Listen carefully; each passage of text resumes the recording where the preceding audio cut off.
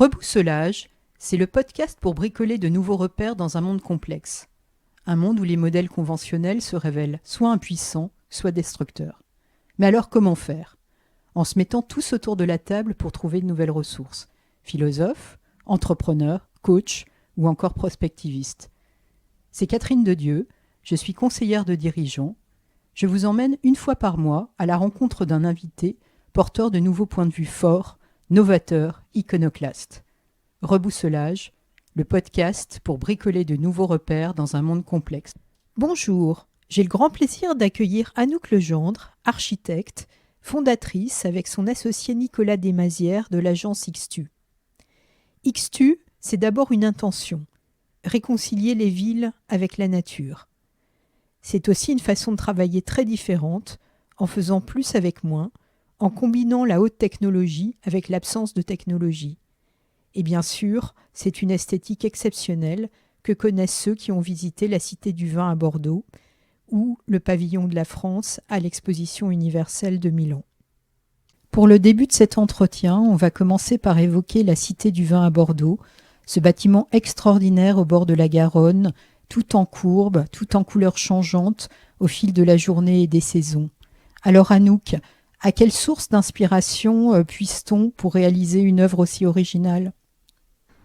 Alors, c'est une bonne question. On se demande toujours comment vient l'inspiration. Eh bien, elle n'est pas venue facilement. Elle est venue d'abord par une méthode de travail qui consiste à essayer plusieurs projets pour voir lequel va le mieux correspondre au lieu. Donc, c'est comme si on épuisait le sujet. Et puis, elle vient aussi de l'analyse des contradictions qu'il y a dans le programme, dans ce qui nous est demandé. Les élus demandaient un nouveau Bilbao, l'urbaniste demandait une ville industrielle qui s'intègre à son quartier, qui soit la continuité de son quartier. C'était pas exactement la même demande, donc comment faire ? Alors du coup, on s'est dit il faut partir du sujet, il faut partir du vin. Et justement, on connaît pas trop le vin, enfin un peu, mais et encore fallait-il bien le connaître et épuiser le sujet du vin. Et donc on a fait une enquête auprès des vignerons, on est allé dans les vignes, on a parlé avec les vignerons et on a entendu leurs mots. Et de ce contact est née une première idée du projet. Et en fait, un jour, il y a un des vignerons qui nous a fait boire un grand vin, il s'appelait Osana. Et ce vin nous a fait une telle impression, il a mis un certain temps à se révéler, et il y avait une sorte de rondeur sans couture, comme disait le vigneron, que c'est resté dans nos esprits. Et il se trouve que une semaine après, on est allé en Corée du Sud inaugurer un de nos bâtiments, qui était le musée de la préhistoire à Jangkok, à la limite de Corée du Nord et de la Corée du Sud. Et c'était notre premier bâtiment avec des courbes. Il s'inscrivait dans le paysage, c'était très tectonique comme projet, un projet sinueux au milieu des collines, un bâtiment-pont. La première fois qu'on travaillait sur ce genre de géométrie. Jusqu'alors, on n'avait fait que des projets carrés. Et le chantier réalisé nous a fait une telle impression que ça a fait tout d'un coup un mélange avec l'expérience qu'on a vue la semaine d'avant avec les vignerons, avec l'expérience du vin. Et on s'est dit, mais c'est bien sûr ça qu'il faut faire. Il faut relier la tour qu'on nous demandait de faire avec le reste du musée par une grande forme courbe et continue, presque liquide, qui exprime cet élément liquide et cet élément en mouvement autour d'un centre qu'on voit souvent dans les verres de vin. Et voilà, il faut tout relier pour faire la rondeur sans couture dont parlait le vigneron. Et alors finalement, ce côté fluide du vin, ce côté liquide, ça s'inscrit aussi sur les bords de la Garonne. Oui, et alors ça s'inscrit aussi dans notre travail. En fait, c'est la question du fluide, du liquide, du côté organique finalement d'un bâtiment qu'on voit toujours minéral, mais qui finalement est aussi fait de flux, des flux d'air qui passent, qui traversent. On avait commencé à travailler sur cette notion de flux à La Réunion, où on avait beaucoup travaillé sur la ventilation naturelle, ce qui fait que, en fait, aujourd'hui, et même à cette époque, on commençait vraiment à travailler sur la notion de flux, de construire les musées autour des flux, autour des flux de personnes, autour des flux des rivières, quand c'est le cas ici. On est dans l'anse de la Garonne, hein, c'est le port de la Lune. Et finalement, en pensant le projet comme ça, autour du flux, finalement, on a imaginé ce pivot autour duquel tourne le paysage, le fleuve d'abord, mais aussi tout le reste du paysage. Et c'est comme ça qu'il a pu prendre sa place dans le site. Parce qu'effectivement, c'est un bâtiment magnifique, avec des couleurs qui changent tout le temps, qui est complètement finalement immergé dans ce paysage des bords de la Garonne. Et au-delà de cette beauté du bâtiment et puis également de son adéquation avec sa mission, hein, la Cité du Vin, je crois aussi que cette œuvre illustre de nouvelles façons de faire en architecture. Oui, vous voulez parler de l'architecture paramétrique, je pense. Tout à fait. Voilà, donc en fait, c'était assez nouveau pour nous, les courbes, hein, puisque notre premier bâtiment vraiment avec des courbes, c'était celui en Corée du Sud qu'on venait de livrer et qu'on avait étudié avec des outils géométriques traditionnels, on va dire. Et là, pour ce projet-là, on est allé au-delà du logiciel 3D pour dessiner le bâtiment. On s'est dit qu'il fallait utiliser les outils paramétriques qui nous permettent... Qu'est-ce que ça veut dire, un outil paramétrique ? Ah oui. Mais c'est un logiciel qui va nous permettre de faire varier les paramètres pour créer une géométrie complexe, par exemple. Supposons que je fais un bâtiment avec des courbes, que ces courbes n'aient pas seulement une forme, mais aussi un bâtiment qui va devoir tenir dans l'espace, qui va être réalisé avec du verre ou du métal. Et il faut que ce verre et ce métal résiste par exemple au cyclone. Il faut qu'il résiste à différentes choses. Il faut que la courbure du verre soit tolérable par le verre. Donc il faut que la géométrie aille avec le matériau. Et donc quand on étudie la forme, on étudie en parallèle les paramètres qui sont inhérents au matériau qu'on va utiliser pour corriger la forme, pour que cette forme soit supportable par le matériau. Et donc ça, on le fait par rapport à la charpente bois, on le fait par rapport à la couverture, à la robe en verre ou en acier qui va venir dessus. Et du coup, ça change un peu la forme, on l'adapte pour que ça aille bien. Donc ça un outil d'analyse et de conception aussi. Et je crois aussi que vous avez été très innovant avec ton associé Nicolas Desmazières sur la façon de faire du plus avec du moins.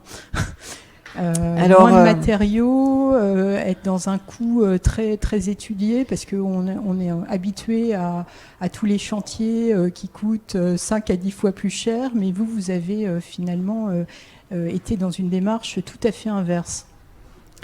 Oui, nous, chez XTU, on est toujours très attachés à être au plus près du prix. Là, ça a un petit peu dépassé de 7%, mais par rapport à ce qu'il y a d'habitude sur un musée, c'est très peu. Et on est attentif à trouver des solutions qui vont permettre d'y arriver et à pas faire plusieurs architectures à la fois. On essaie de faire un seul geste, une seule architecture qui va à la fois traiter l'intérieur et l'extérieur et si possible la structure en même temps. C'est l'inverse finalement de la fondation Vuitton, où vous avez un extérieur, un intérieur, et voilà, c'est deux projets, 2 fois plus de matière et de structure. Là, c'est la forme extérieure qui fait aussi la forme intérieure, et le tout est réalisé par la charpente. Et la solution économique qui a permis de faire ça dans le prix, on l'a pas trouvé seul, on l'a trouvé aussi avec les entreprises lors d'un dialogue compétitif. Qui fait qu'on a utilisé au maximum les possibilités faites par la robotique en bois, parce qu'en fait cette grande forme elle est faite en bois, et aujourd'hui on sait tout découper en bois, et c'est pas tellement plus cher, ça permet d'économiser la matière, et ça a permis d'avoir un seul détail pour le complexe de couverture. Et d'habitude on a des bâtiments avec des structures standardisées et plein de cas particuliers tout autour, suivant qu'on est à l'angle, en haut à droite, ou en bas, ou dans la verticale, le chéneau, etc. Et là, en fait, on a le même détail de couverture pour tout, ce qui fait que la réalisation devient simple.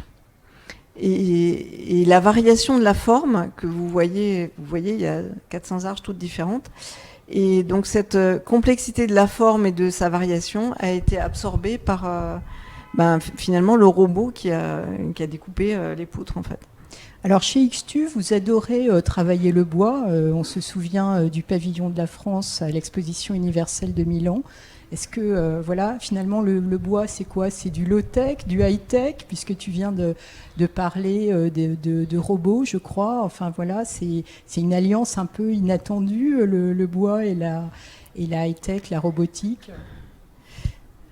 Oui, alors en fait, l'arrivée de la robotique dans le monde de la charpente est en train de changer complètement la donne par rapport à l'image industrielle qu'on en avait. D'un réflexe de préfabrication et de standardisation, on passe à quelque chose qui va prendre en compte les paramètres, justement ces paramétriques, au plus près de ce qui est nécessaire. Ce qui fait qu'au lieu d'avoir une poutre qui est surdimensionnée parce que sur 300 poutres, il y en a 3 qui nécessitent plus, et ben on a tout qui est dimensionné au plus juste. Donc déjà, c'est mieux. Et donc finalement, c'est assez high-tech, effectivement. Et à Milan, on voulait mettre en valeur les robots qu'avait notre charpentier, Simonin, qui a travaillé là-dessus, et qui était le seul à ce moment-là à avoir un robot si perfectionné. Et ça permet d'avoir quelque chose dont la technique ne se voit pas en fait à Milan. En fait, on a des fixations cachées, tout est invisible. Et ça aussi, c'est inhabituel. En fait, c'est comme si on voulait faire la haute couture de la charpente, en fait. C'est pour ça que c'est un peu plus de complexité que les projets traditionnels. Mais bon, il faut quand même savoir qu'une exposition universelle, c'est aussi montrer ce qu'un pays peut faire, ce que son industrie peut faire. Un peu, la Tour Eiffel, c'était ça. Hein. Donc là, le message, notre brief, ça avait été de montrer ce qu'on pouvait faire en bois, en charpente.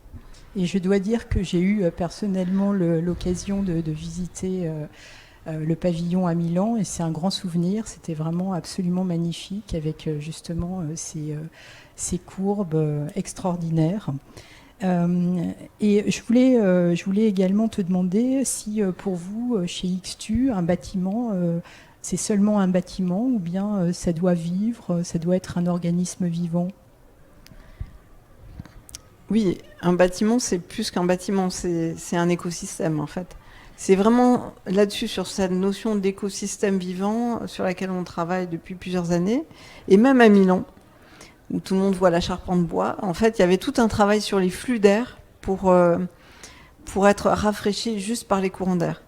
On avait caché des cheminées à l'intérieur du bâtiment, ce qui fait que c'était un des seuls bâtiments où il faisait frais tout le temps.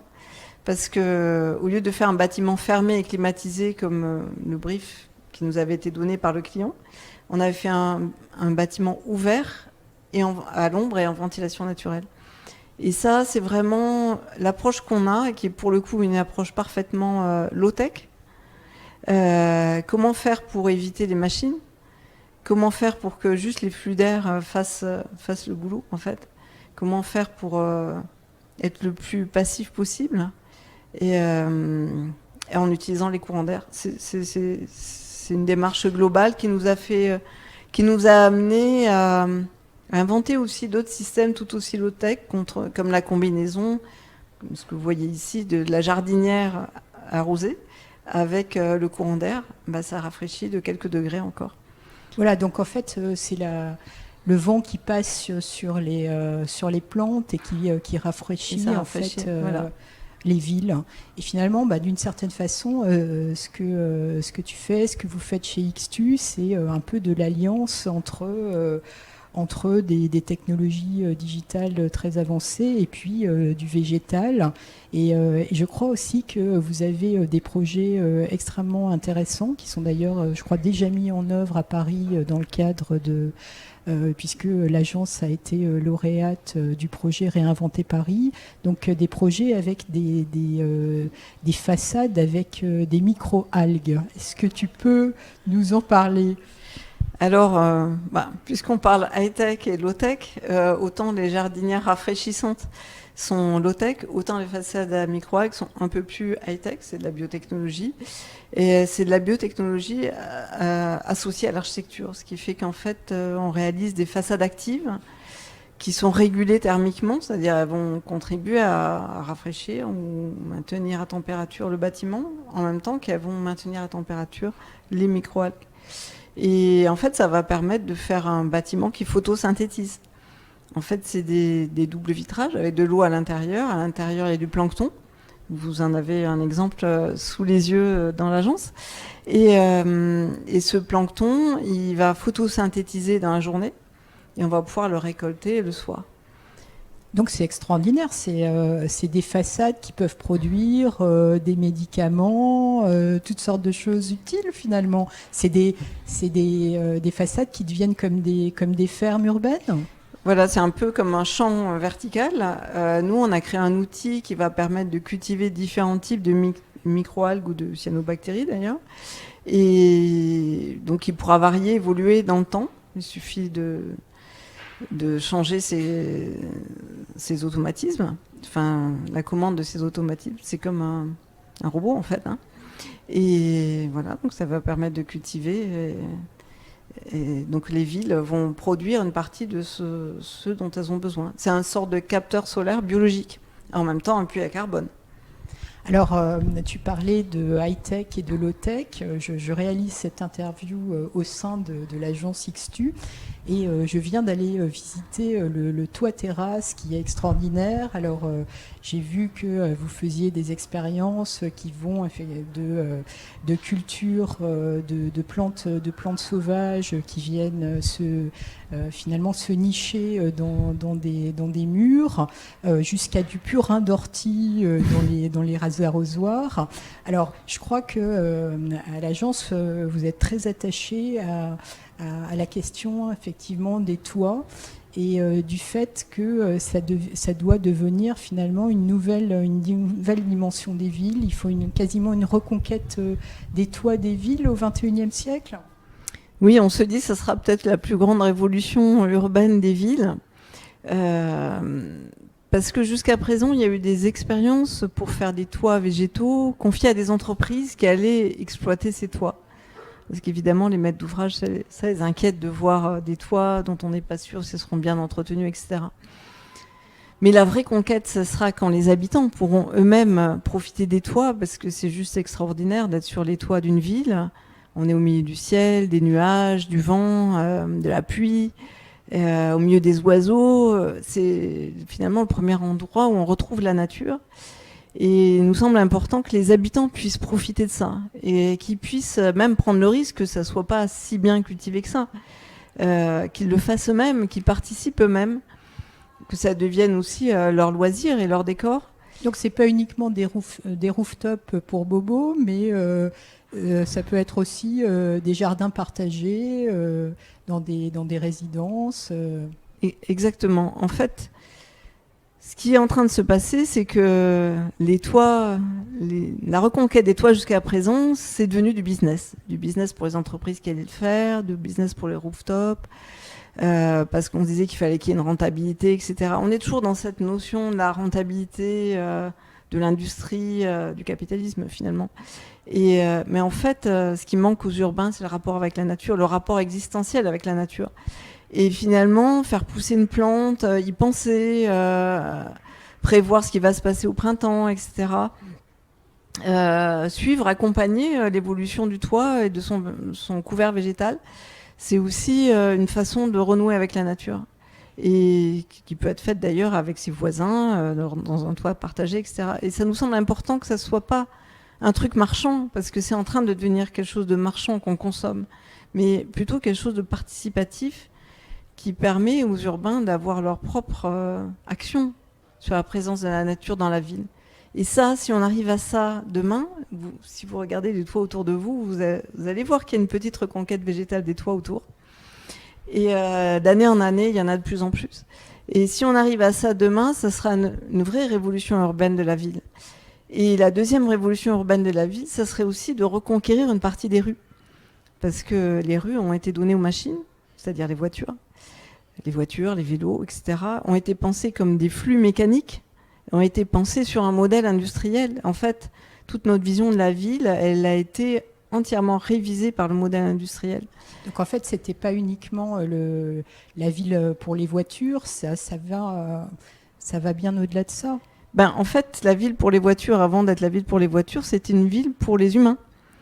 Et on pense que la deuxième reconquête de la ville, ça va être de reconquérir une partie des rues peut-être pour permettre aux habitants de planter des choses dans ces rues. Il y a des rues qui sont pas très utiles pour la circulation et ni pour le commerce, qui sont peut-être des rues à caractère plus domestique. Et un de nos combats aujourd'hui, c'est d'œuvrer pour la déminéralisation de ces rues, qu'on fasse une sorte d'audit. On déminéralise la chaussée, en fait. Ben, on pense que... On revient à l'humus. Ben, ça serait bien. On pense que toutes les rues n'ont pas la même efficacité aujourd'hui, qu'on a par facilité tout recouvert de bitume. C'était moins cher, c'est-à-dire qu'on a pris le pétrole qui était au fond du sol et on l'a répandu sur toute la planète. Et on pense que ça, c'est très mauvais pour la nature. Et c'est très mauvais pour l'îlot de chaleur, c'est très mauvais pour le climat parce que ça chauffe. Le week-end, ils viendraient jardiner dans leur rue le samedi avec leurs voisins. Et ben, on consommerait moins de pétrole et on aurait moins chaud et il ferait plus frais. Donc en fait, finalement, chez XTU, vous faites de l'architecture pour réparer le monde ? Je pense que d'abord, ça doit partir de là, des humains, des habitants, et avec la nature, et pas en marchandisant la nature, en fait.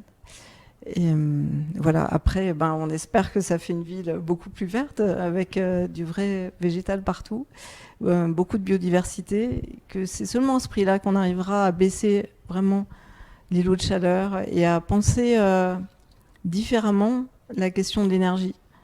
Il n'y a que quand on aura pensé qu'il faut consommer comme des bêtes, quand on aura arrêté de penser qu'il faudra consommer comme des bêtes, qu'on sera mentalement parvenu au point où on envisagera d'être frugal, de vivre autrement, peut-être de s'habiller différemment, d'être moins en représentation, d'aller vers l'essentiel. Et c'est ça que nous apporte la nature. Elle nous rappelle quel est l'essentiel, en fait.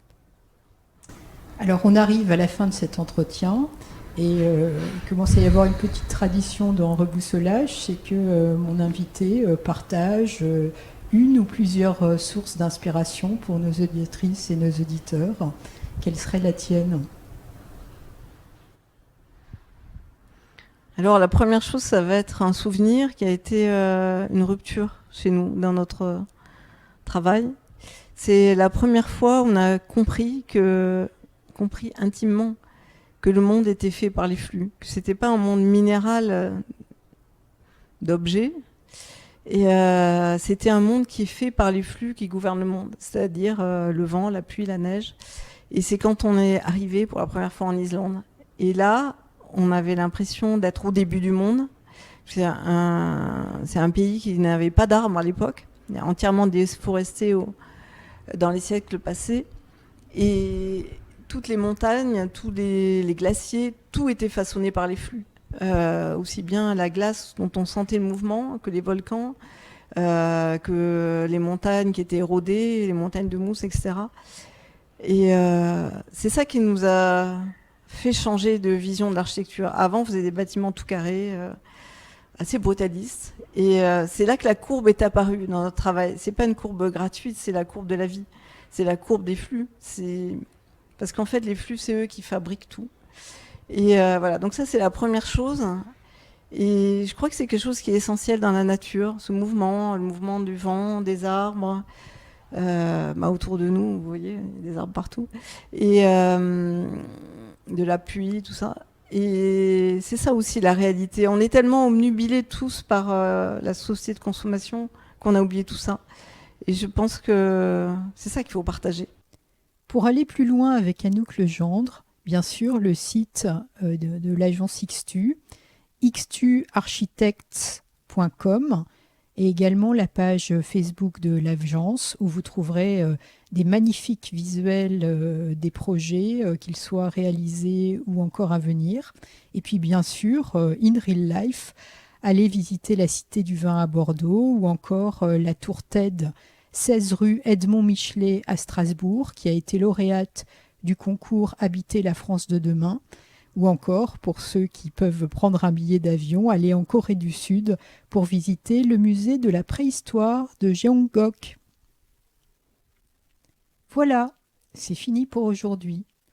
Si cet épisode vous a plu, n'hésitez pas à en parler autour de vous, à vous abonner et aussi à distribuer quelques étoiles à reboussolage sur Apple Podcast. Merci de votre soutien et à bientôt.